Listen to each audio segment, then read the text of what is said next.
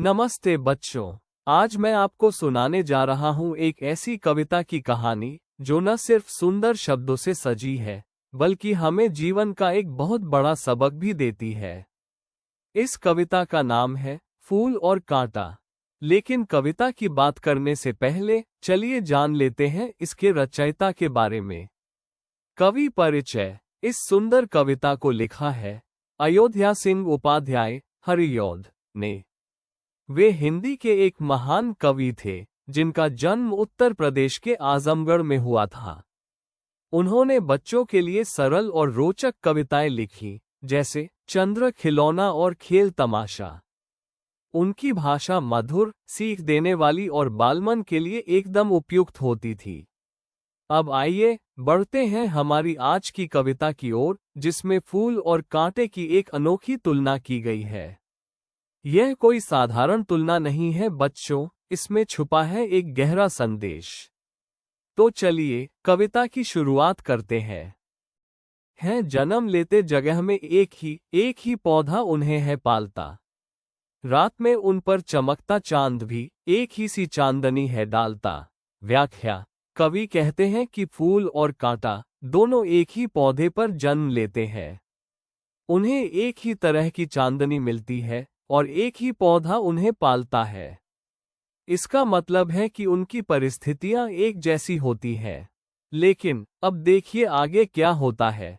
मेघ उन पर है बरसता एक सी उन पर हवाएं हैं बही। पर सदा ही ये दिखाता है हमें, धन उनके एक से होते नहीं। व्याख्या।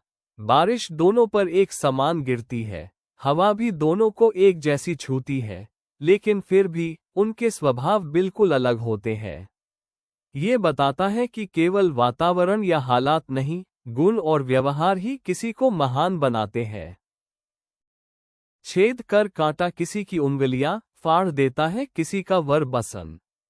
प्यार डूबी तितलियों का पर कतर, भौर का है बे देता श्याम तन। व्याख्या। अब कवि कांटे का स्वभाव बताते हैं। वो उंगलियां चुभाता है, कपड़े फाड़ता है, तितलियों को घायल करता है, यहाँ तक कि भौरे के सुंदर शरीर को भी चोट पहुंचाता है। कांटे का स्वभाव है दूसरों को दुख देना। फूल लेकर तितलियों को गोद में, भौर को अपना अनूठा रस पिला। निज सुगंधों और निराले रंग से है सदा देता कली जी की खिला। व्याख्या। अब बारी है फूल की। वह तितलियों को प्यार से गोद में बिठाता है, भौरों को मीठा रस देता है और अपनी खुशबू से कली को हंसाता है, उसे खिला देता है।